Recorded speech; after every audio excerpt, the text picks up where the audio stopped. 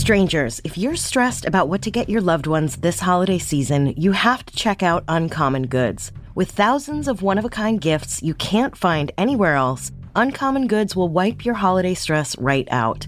You'll discover presents that feel meaningful and personal, never rushed or last minute. Uncommon Goods looks for products that are high quality, unique, and often handmade or made in the U.S. Many are crafted by independent artists and small businesses, so every gift feels special and thoughtfully chosen. Whether you're looking for something artsy and unique or gorgeous kitchenware, there is something for everyone. Plus, there's hundreds of customizable gifts you can add your loved one's name to, from jewelry to clothing to art to bookends and more. There are experiences, too. I recently got my bestie a mixology class, and she had a blast. And right now, I'm eyeing an Ethiopian cooking class for myself. Seriously, Uncommon Goods has something for everyone on your list. From the football fan to the avid bird watcher to your brand new baby nephew, it's all there. So don't wait. Make this holiday the year you give something truly unforgettable. To get 15% off your next gift, go to uncommongoods.com/strange. That's uncommongoods.com/strange for 15% off. Don't miss out on this limited time offer. Uncommon Goods. We're all out of the ordinary. Hey strangers, ads are the worst, am I right? You think you hate them? Just think, I have to write and record them every single week.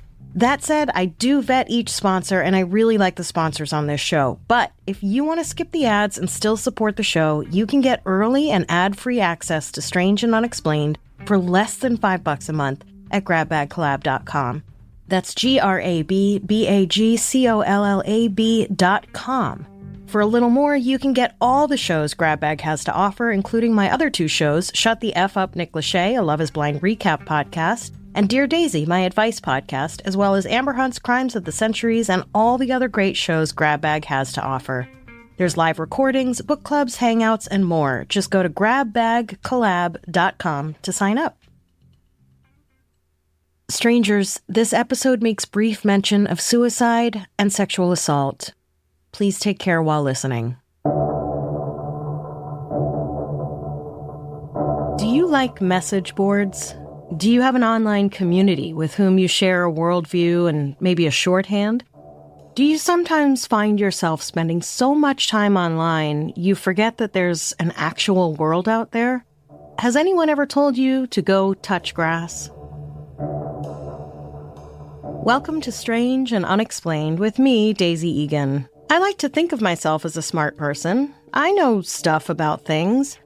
But try as I might, there are certain areas of thought I cannot wrap my head around. And not for nothing, but sometimes I think certain groups of people use intentionally obscure language in order to make lay people feel stupid. Like, just talk normal, you know? If I have to have a BA in moral philosophy just to understand your blog post, it's not for me. Then again, I understand that not everything is for me, and I understand that I never would have known about the subject of today's episode if she hadn't veered into a world of violence fueled by weird delusions, among other factors. But unfortunately, she did, and now 6 people are dead, and here I am, a real dum-dum, who will try to explain the whole bizarre and sordid tale.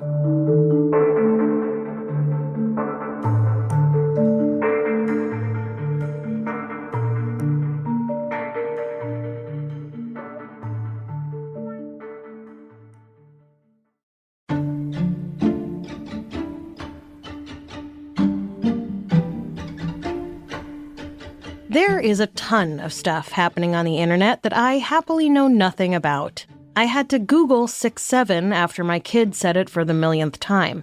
I like to believe that the internet is, for this show, memes of puppies and otters and news headlines, which is just about all I can handle when it comes to the news these days. I know there is a dark web where truly unspeakable things happen, but I have no idea where it is or how to get there, nor do I want to know.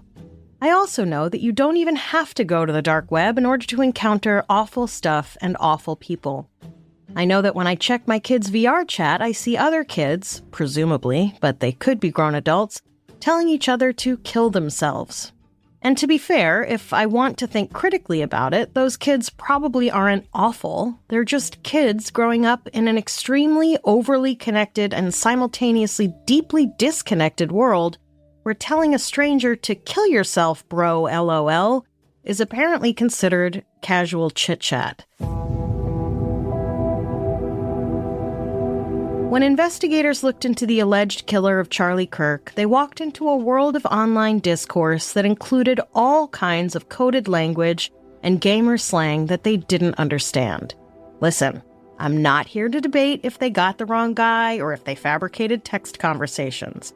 I'm just pointing out that there are communities online that seem to operate with their own secret languages and beliefs that most of us wouldn't even be able to navigate with a dictionary.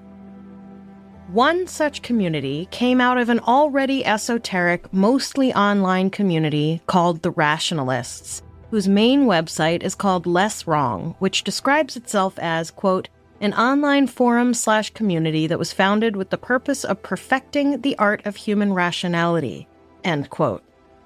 Rationality, the website explains, has several definitions.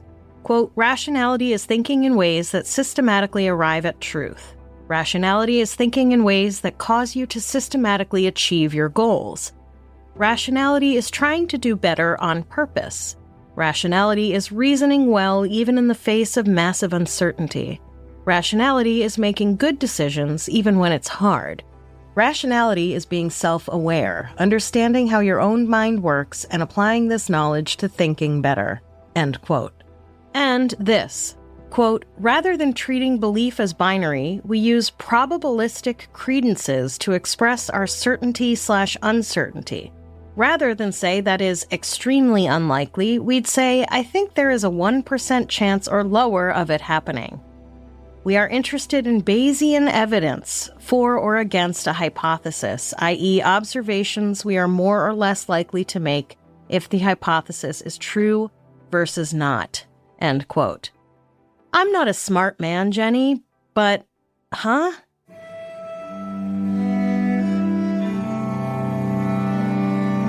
I can tell you that one of the pieces I read on Less Wrong by a trans woman named Fiora Sunshine titled Why I Transitioned from November 1st of this year was deeply transphobic, misogynistic, and troubling.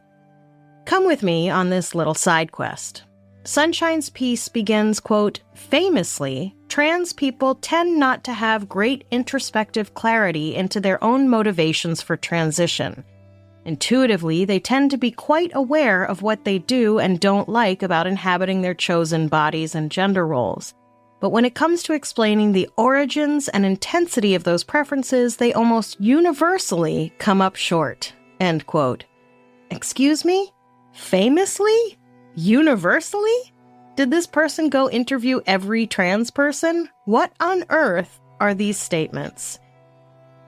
She goes on to quote some fucking guy named Blanchard who apparently believes there are two types of trans women, formerly straight men who fetishize inhabiting women's bodies, and formerly gay men who think their feminine behavior will be more accepted if they become women. Listen, I'm tired, okay? It's hard enough dealing with cisgender transphobes, but this call is coming from inside the house. However, the house may be one of those facades you see on a movie set. It may look like a house from the front, but there is nothing behind the facade. I'm not here to debate anyone's identity. I don't give a fuck. Call yourself whatever you want. Express yourself however you want. As long as you're not hurting anyone else, live your life. But Fiora Sunshine admits that the reason she decided to transition was because she had terrible social skills. Her online community of anime fans were, quote, miserable self-destructive outcasts, end quote, and so, in fear of becoming weirder, more socially isolated, and, quote, ending up as a depressed denizen of my mother's basement, end quote, she decided she wanted to be a cute anime girl because, quote, if you want to become less miserable, one viable strategy would be to attract adoring attention via cuteness. In the same way these anime girls manage to extract adoring attention out of you, end quote. She continues, quote, from my perspective, undergoing gender transition myself might get me the love and compassion I yearned for from two different angles at once, both being a cute girl and being a championed victim of societal oppression, end quote. because famously, trans people are universally treated with a lot of compassion. My point in highlighting this piece is simply to point out the kind of discourse happening over at Less Wrong.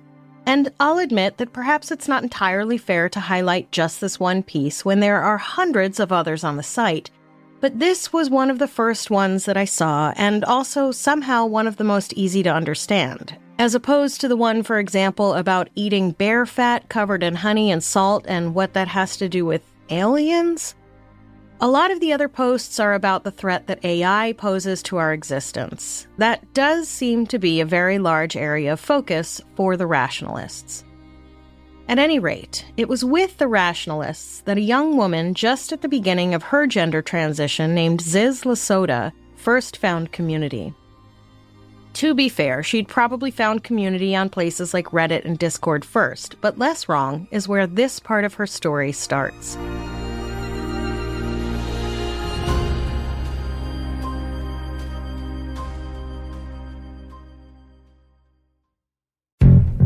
Stranger, you know my number one rule for life. Go to therapy. I think therapy is one of the most important components to a healthy life. Unfortunately, therapy is expensive, and these days you're lucky if you find a therapist who takes your insurance and is taking new clients. Rula is here to help you get your therapy needs taken care of.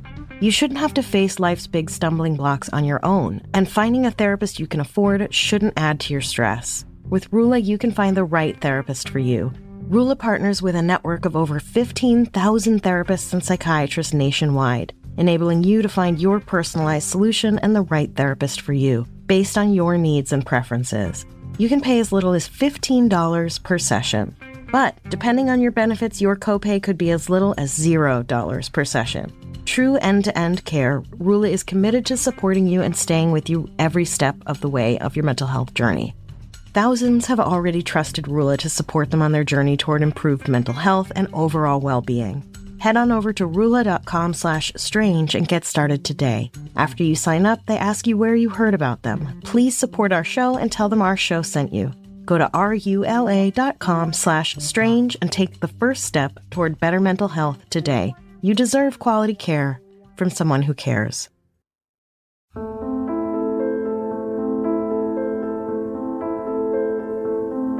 You know how before the internet we had these things called diaries in which we would write things not generally meant for outside consumption? I have a bin full of them. Lord knows what would have happened if I'd come up in the time of blogs. I was in my 20s by the time blogs were a real thing. I wonder if, like some people, I would have put what was meant for my diaries on a public blog instead. Thank God I didn't, because a lot of the content in those diaries is not suitable for public consumption. Then again, maybe I would have known better and kept my private ramblings private.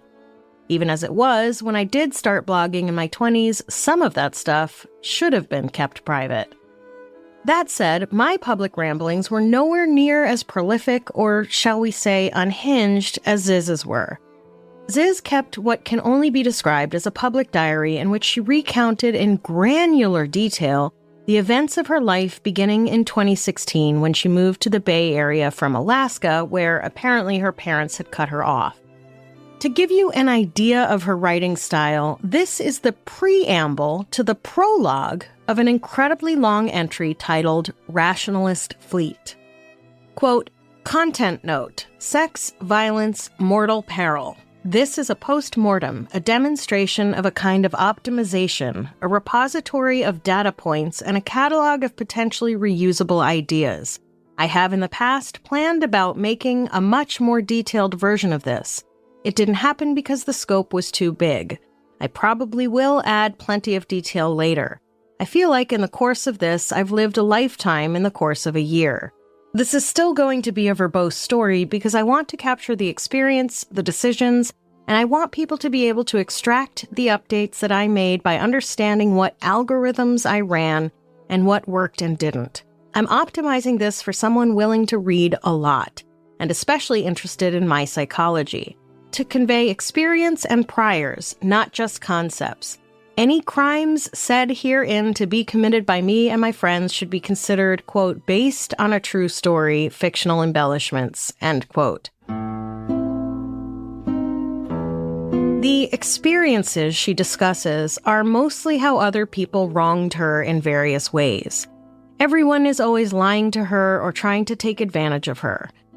One of the comments on the blog from one of Ziz's followers, or at least sympathizers, summed it up this way, quote, "It seems to me that approximately 100% of the issues/flaws encountered in this particular post stem entirely from the fact that humanity's ability to socialize is ultra fucked up and would be averted if you'd taken a policy of working exclusively with neurodivergent individuals that won't be suckered in by the Matrix or play status games," end quote.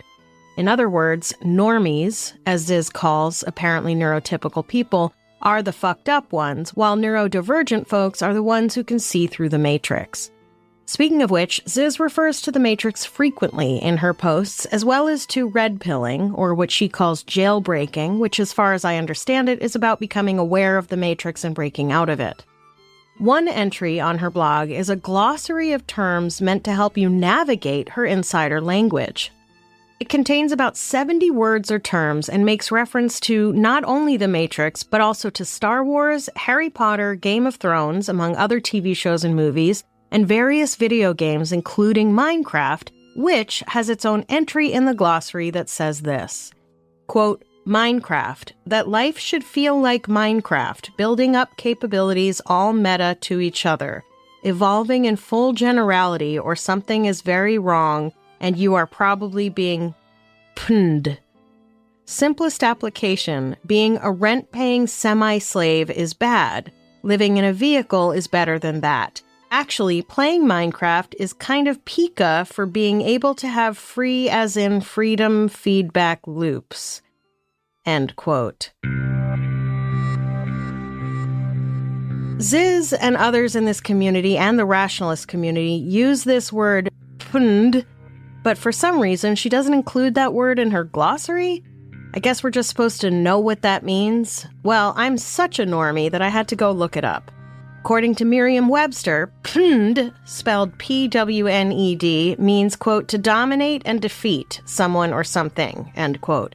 Apparently, it's just the word own or owned misspelled because gamers type so fast and they just can't be bothered.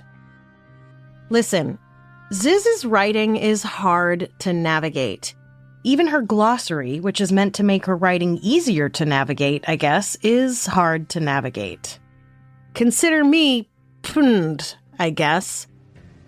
It's very easy to go down a rabbit hole of links and incomprehensible blog posts, but two important terms in her glossary, as far as I'm concerned, are these, quote, sociopath, forbidden socially unconstrained knowledge of social constraints, social reality, social interactions, and society, a crucial element of jailbreaking. In my estimation, this is largely behind psychological concepts of sociopathy to the extent there is a single coherent thing behind them. Allows one to perceive the social theater and societal morality for the performance that they are, end quote. And, quote, psychopathy, forbidden socially unconstrained knowledge/internal connectedness of knowledge of the psyche, sort of metacognitive root access.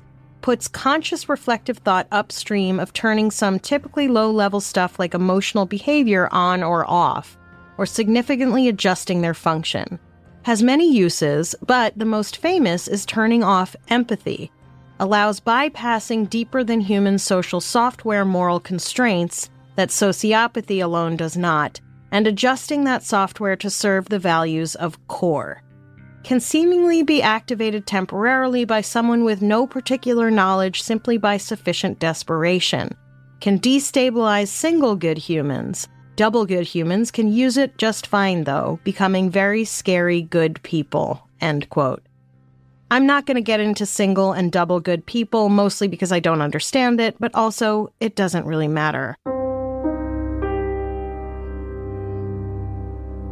What matters, in my opinion, is Ziz's belief that sociopathy and psychopathy are actually just results of being more aware of how fucked up the world is and believing that things like emotions and empathy are like matrixy or whatever. Sociopaths and psychopaths are just those who have broken out of the matrix, I think. Look, she seems to view the world through the lens of some kind of fantasy RPG video game complete with humans cast as vampires, wizards, and zombies. So, like I said, this stuff is very hard to navigate. And not for nothing, but my researcher, who happens to be a psychologist, said her writings seem like those of someone in the throes of a psychotic break. Though I'm sure if you told Ziz that, she'd just say you're a zombie and she just sees through the matrix. These are important points because I think it's this belief system that led Ziz down a path at the end of which 6 people were dead.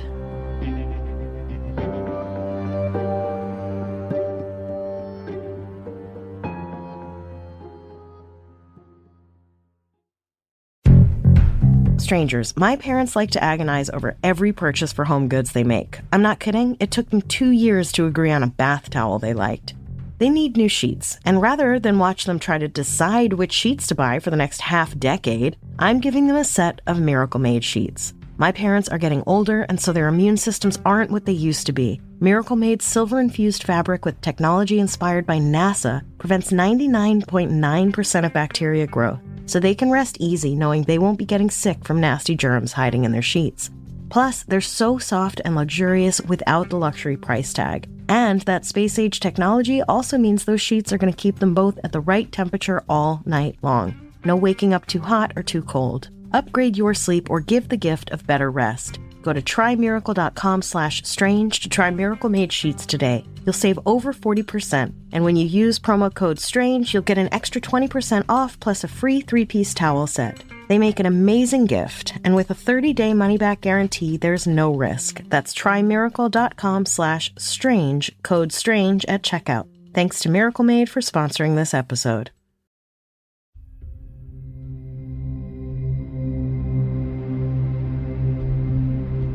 I'm pretty sure Ziz's intention upon moving to the Bay Area in 2016 was not to start a cult and be implicated in multiple murders. Though I suppose if you believe that things like empathy and other social norms are just blue pill coping mechanisms, murder isn't that bad? In fact, Ziz's stated goal was to save the world, which she apparently decided she would do by working at and investing in startups. We don't need to spend too much time trying to find the logic. It doesn't really matter. Ziz's main concern around this time was the impending dangers of AI. According to a piece in the Seattle Times in 2017, she began recruiting people to join what she was calling the Rationalist fleet. The plan was they would live on a fleet on the ocean. The fleet included a rusty tugboat that they would use to travel between Alaska, where Ziz was from, and San Francisco. This was to both save money as well as be able to assemble a group of like-minded people to save the world. According to a piece in the New York Times from July of 2025, Ziz's group was predominantly made up of trans and non-binary individuals, many of whom had interned at places like Google, Oracle, and NASA. They would often be involved in arguments on places like Discord, and their logic was hard to parse. Ozzie Brennan, a member of the Rationalist community, told the Times that some people referred to Ziz's group as the incomprehensible cluster. Quote, in one Discord exchange, members of the group insisted on using Discord handles composed of symbols rather than alphanumeric characters. When moderators objected, the group accused them of transphobia, end quote. Brennan, who identifies as trans non-binary, said, quote, they're like, you are forcing us into legibility and trans people are illegible, and this is an important expression of my identity, end quote. You know, the other night my kid had a meltdown because they forgot they wanted to watch a movie and we didn't remind them. I had to remind them that there are times when that kind of emotional outburst is warranted, and that this was not one of those times. Crying transphobia because a discussion board moderator wants you to use alphanumeric symbols is giving the sky is falling energy. Also, claiming that trans people are illegible is the dumbest fucking thing I've ever heard in my life. I don't need to qualify that, but I am part of the trans community as a non-binary person, and I have read a 31-page research packet, navigated through actually illegible blog posts, and have managed to write this quite legible piece, if I do say so myself. Trans people are illegible? Fuck all the way off. Brennan also told The Times that Ziz and her followers apparently believed that trans women, quote, have a distinct neurotype that is particularly good at AI safety research, end quote. I hope I don't have to point out how patently absurd this is. I can't imagine it's based on anything other than anecdotal observation of her own very small community. Small though her community may have been, Ziz was at the center of it. As Anna Salomon, the director of the Center for Applied Rationality, told The Times, Ziz and her group came to the Bay Area wanting to be special. And when they found they were essentially small fish in a very big pond, they became more determined to make themselves the main characters. Ziz claimed that the two brain hemispheres have genders, and that fairly often people have opposing gender identities between hemispheres. Of course, this relies on the premise that there are opposing genders to begin with, which there aren't, but whatever. This theory provided a convenient basis for her to undermine the identity of people she recruited. If the target was cis, she would tell them their other half is trans. If the target was trans, she'd tell them their other half is cis. As the AP reported, quote, in one section of her blog, she describes her theory that the two hemispheres of the brain could hold separate values and genders and often desire to kill each other, end quote. Around this time, Ziz and her followers were engaging in sleep deprivation tactics developed by Rationalist Fleet member Gwen Danielson, aimed at, I don't know, discovering one's true self or something. One of these sleep deprivation methods was called unihemispheric sleep, in which one would keep one hemisphere of the brain alert and active while the other hemisphere rested. Needless to say, you can't really do that, and so it's fair to assume that Ziz and her group were exhausted. They also practiced something called radical veganism, so I'm going to go ahead and assume they were all pretty hungry too. Incidentally, one member of the group, Maya Pasek, died by suicide after participating in these practices. Ziz's language on her blog and the language of her small group of followers became increasingly violent and antagonistic, even toward each other. In a blog post from February 2019 titled Punching Evil, she suggested there would be, quote, no moral obligation to perform self-defense if the state has been seized by vampires, end quote. Vampires are people who have been brainwashed by the Matrix or whatever. How one determined if the state had been seized by vampires and so were justified in performing self-defense, whatever any of that means, I don't know. Ziz and her group had decided that the Center for Applied Reasoning, or CFAR, was their enemy. The CFAR had kicked Ziz out and banned her from attending an upcoming reunion. They were vampires, I guess. In an email in November of 2019 to a CFAR member, Ziz wrote, quote, there is one crime in my religion thought to be punishable by hell, and that is lifting an evil god to heaven, feeding your fellow sentient beings to it in order to reach heaven yourself. Having absorbed the emotion into psychopathic compute and decided to not back down, I do not fear hell. I will burn down all evil gods on their thrones. See them in hell if I must. If you want to make it out of this universe alive, I suggest you do the same, end quote. Ziz's religion, by the way? Sith. Yes, from Star Wars. She made some remarks on Discord, warning that banning her from the reunion would be considered an act of violence and an attempt to silence her, for which she would retaliate. People within the CFAR community were, understandably, afraid for their safety.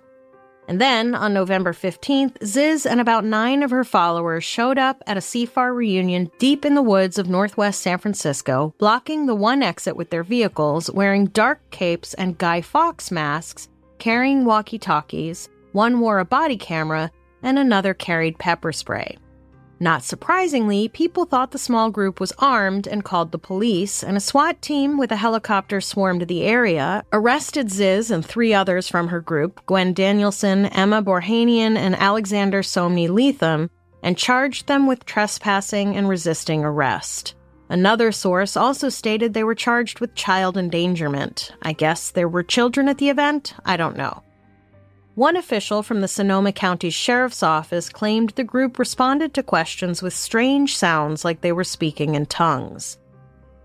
Gwen Danielson, one of the members of Ziz's group, claimed the group experienced severe mistreatment while in custody, including alleged sexual assault, physical abuse, and denial of food and medical care.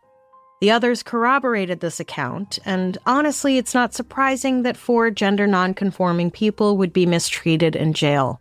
It's a common and really unfortunate occurrence. Ziz told the Seattle Times, quote, "I will actually never be able to trust society, even in a limited respect, like trusting cops not to torture you for literally doing nothing wrong again," end quote.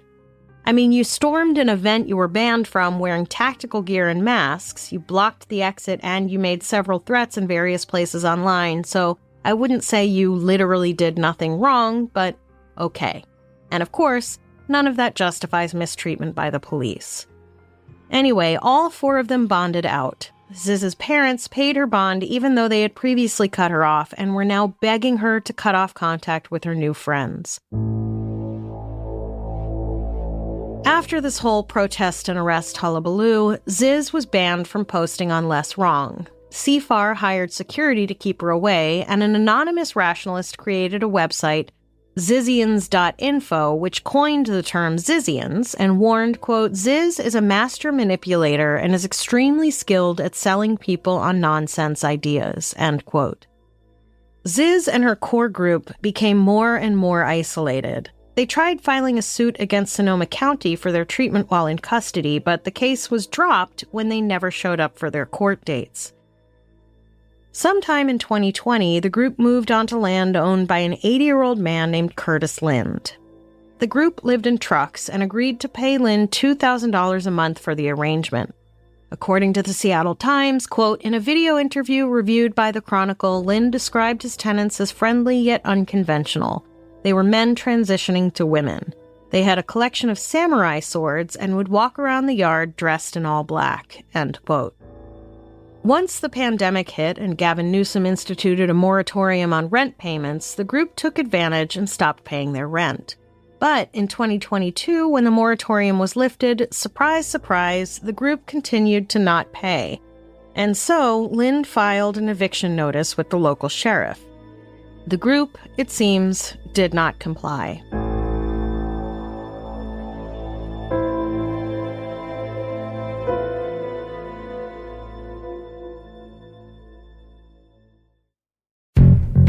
Strangers, I finally figured out what I'm getting my impossible-to-shop-for husband this year. I'm giving him the gift of Storyworth. Storyworth helps you gather your unique and personal life stories all in one place. Kurt is super into family history right now, so I know he's going to love Storyworth. Each week, Storyworth will send him a thought-provoking question for him to answer. Questions like, what were your favorite toys as a child? Or what are you most proud of? All he needs to do is respond to that email with a story. He can either write the story over email or record it into his phone for Storyworth to transcribe. It's so easy with no apps or passwords required. It's perfect for even the least tech-savvy relatives. After a year, Storyworth compiles your loved one's stories and photos into a beautiful keepsake hardcover book. Photos are printed in vibrant color. It's a treasure your loved one and you will be able to share and revisit for generations. What's so great about Storyworth is even though they've been around for years, they're still innovating. This year, they added a bunch of new features to make storytelling even easier with personalized questions and Magic Editor. Meanwhile, their Magic Layout and new book designs make finished books and especially photos look even more beautiful. Plus, they've just rolled out Spanish language support. What's not changing? Customers love for Storyworth. They've printed over 1 million books and preserved 35 million family stories since their founding 13 years ago. They have over 48,000 5-star reviews on Trustpilot. Storyworth is the perfect gift for the people you love most. Give your loved ones a unique keepsake you'll all cherish for years. Storyworth Memoirs. Right now, save $10 or more during their holiday sale when you go to storyworth.com/daisy. That's storyworth.com/daisy to save $10 or more on your order.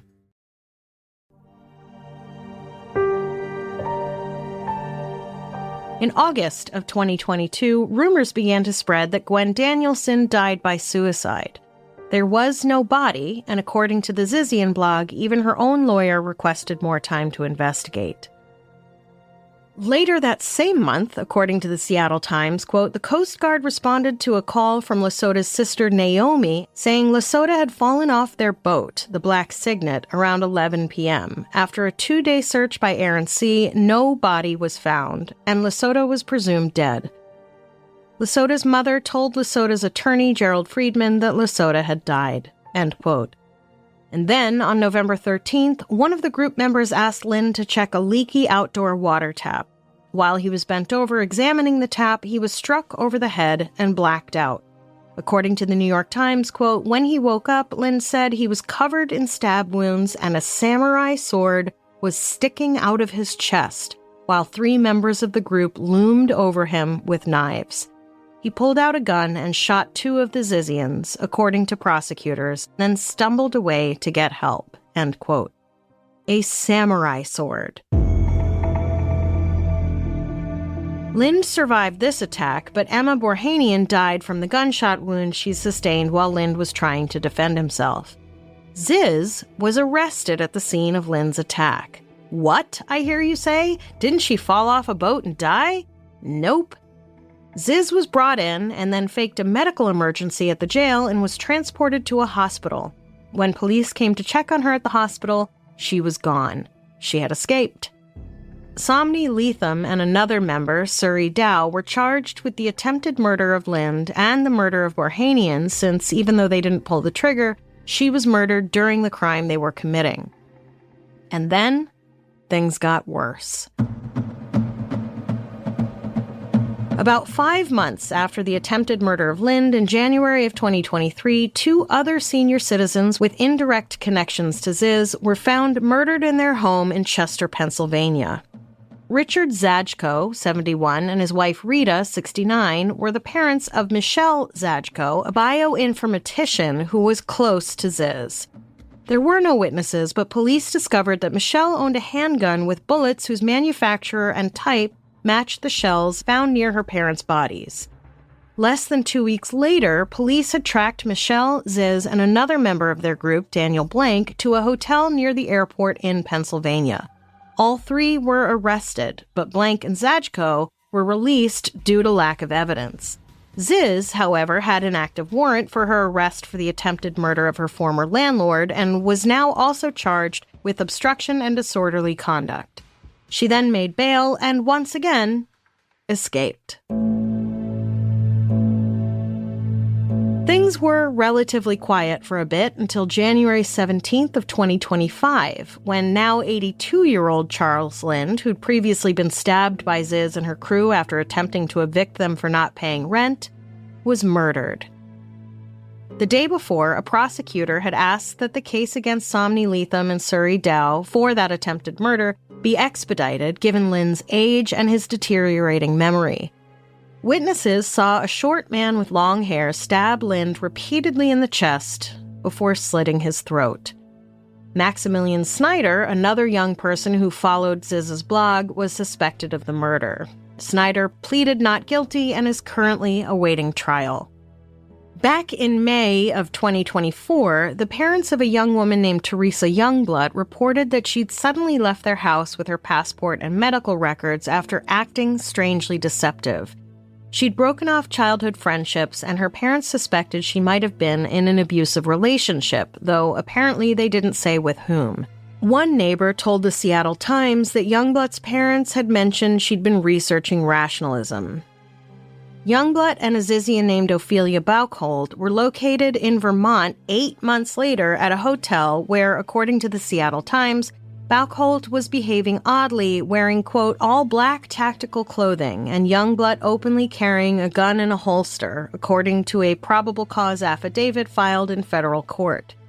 In a Walmart parking lot, investigators watched Bauchhold wrap phones in aluminum foil, according to the affidavit, end quote. On January 20th, 2025, U.S. Border Patrol agents pulled Youngblood and Bauchhold over on a suspected expired visa. Youngblood apparently got out of the car and just opened fire. At least one officer fired back. Bauchold also apparently attempted to pull a gun. Both Bauchold and Border Patrol agent David Mallon were killed in the shootout. I have no idea what was going through Teresa Youngblood's mind when she opened fire on Border Patrol agents. As far as I know, she wasn't wanted for anything. According to the Seattle Times, investigators found a night vision device, a ballistic helmet, face respirators, two-way radios, and hollow point bullets in the car. So she was clearly up to something. Youngblood's journal was also seized, in which was found, quote, cryptic text and notes about psychedelic experiences while using LSD, end quote. They also discovered Youngblood's gun had been purchased by Michelle Zajko, who, you'll remember, was the Zizian whose parents were found murdered in their Pennsylvania home. Police now allege they had new evidence linking Zajko to the murder of her parents, but both she and Ziz were still nowhere to be found. But then, in February of this year, someone in Frostburg, Maryland, called the police to report people camping in trucks on their property. Police arrived to find Michelle Zajko, Daniel Blank, and Ziz LaSota. This time, the judge ordered them held without bond while they await trial. Once again, Ziz, now 33 years old, claimed she was being denied vegan food and would die if she was not granted bail. Officials at the jail claimed she'd been given vegan food the entire time she was in custody. Zajko released a 20-page open letter through her attorney in which she denies any culpability and attempts to defend Ziz. In it she wrote, quote, "My friends and I are being described as like Satan's lapdogs, the devil and the Manson family all rolled into one. These papers are flagrantly lying. For instance, there were no truckfuls of guns, no machine gun, and I didn't murder my parents," end quote. Ziz has been charged all in all with trespassing, resisting arrest, and a handful of misdemeanor charges involving guns. She has also been indicted by a federal grand jury for possession of firearms and ammunition while a fugitive, as well as conspiracy to commit a crime, obstruction of justice, unlawfully wearing a mask, trespass, child endangerment, false imprisonment, and disorderly conduct. For her part, Ziz told the judge, quote, "I haven't done anything wrong. I shouldn't be here," end quote. Listen, when my kid gets a C in math and they go, "I have no idea why I got a C," and then we find out they haven't been doing their homework, we have a discussion about actions and consequences. They may not like that they have to do homework, but their contract with the school says that if they don't do their homework, their grades will be impacted. Ziz may not like or agree with the rules and laws of our society because she thinks we're all in the Matrix and she's red-pilled herself out of it, but that doesn't mean that the rules and laws don't apply to her. And sure, as far as we know, Ziz has never pulled a trigger, but she definitely committed some crimes. Look, I don't like or agree with a lot of the rules and laws of our society, and sometimes I think we're all victims of an extremely successful propaganda brainwashing campaign that has turned us all into mindless consumers serving evil overlords. But I live inside that system, which means I have to obey those rules and laws or be prepared to face the consequences. You can't just roll up to an event you've been banned from wearing tactical gear and block the exit because you have a beef with the people running the event. I mean, you can do that, but then when you get arrested for it, you can't just be like, "Your Honor, these people were mean to me." In the inimitable words of Dreamgirls, Effie, we all got pain.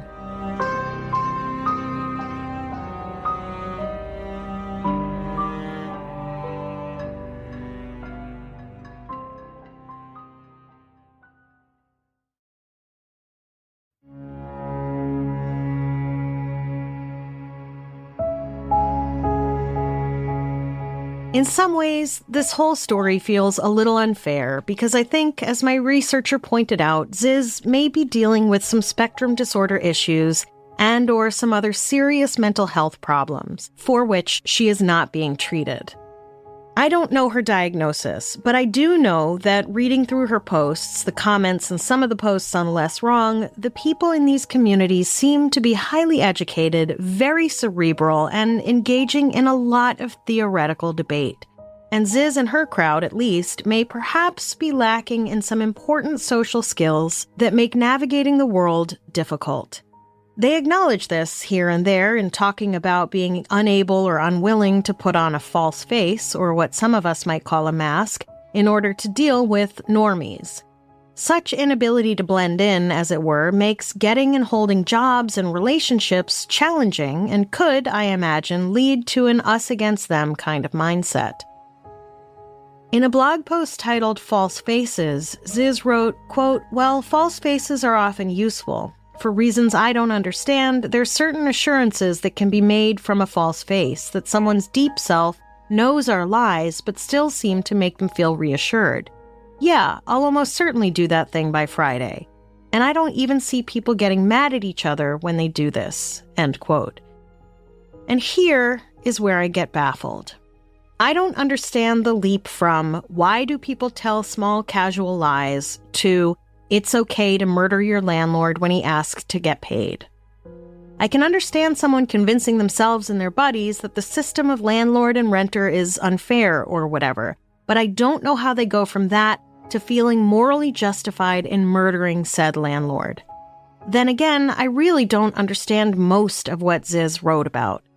There are many references to video games and sci-fi material that I don't know, and she conceptualizes human behavior as algorithms that can be flowcharted. Clearly, she understands what she's saying, and those who follow her do, or at least they pretend to in order to be accepted, who knows. But it seems to me they've all lost the plot. And again, this all feels a little unfair because we seem to be using different operating systems that obviously aren't compatible. I don't want to unfairly malign a group of people who seem to be struggling with some mental health issues, but people are dead as a direct result of these behaviors. And while Ziz may not have pulled a trigger, she appears to be the common denominator. In her piece about why she transitioned, Fiora Sunshine wrote of recognizing that she was essentially heading for a life of an incel living in her mom's basement. Her solution was to become a cute anime girl.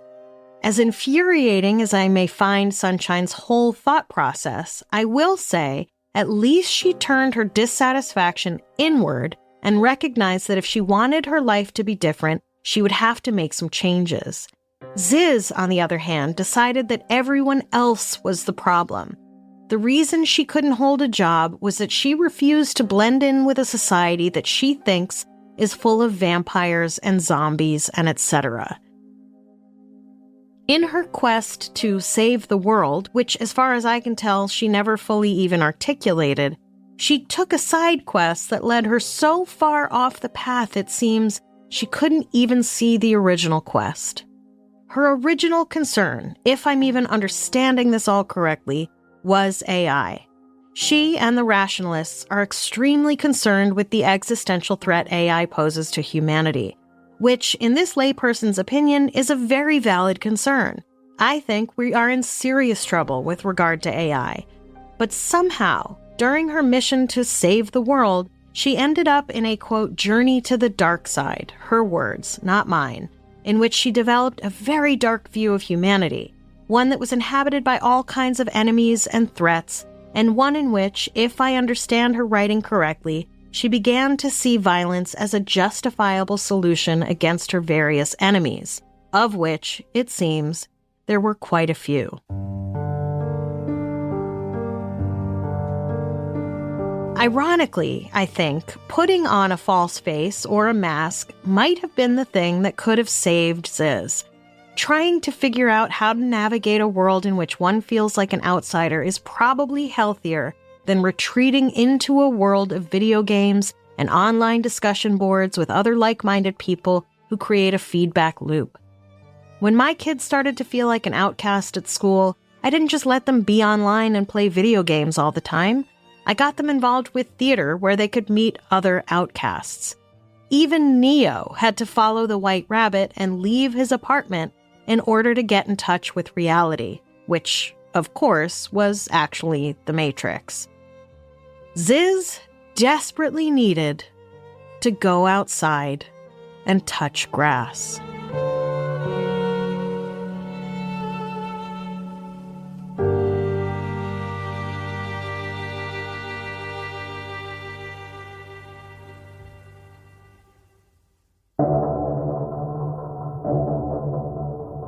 Next time on Strange and Unexplained.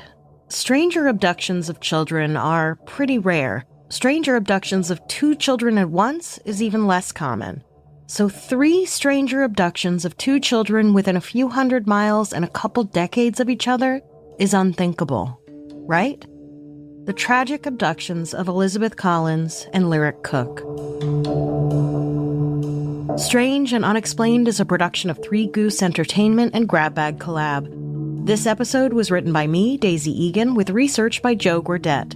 Audio engineering and design by Jeff Devine. Music by Epidemic and Blue Dot Sessions. For early and ad-free episodes of Strange and Unexplained, as well as my other 2 podcasts, and Amber Hunt's Crimes of the Centuries, and everything else Grab Bag has to offer, just head to grabbagcollab.com to subscribe. If you have an idea for an episode or want to submit a question for an Ask Me Anything episode, head to strangeandunexplainedpod.com and fill out the contact form. I will write back. Eventually.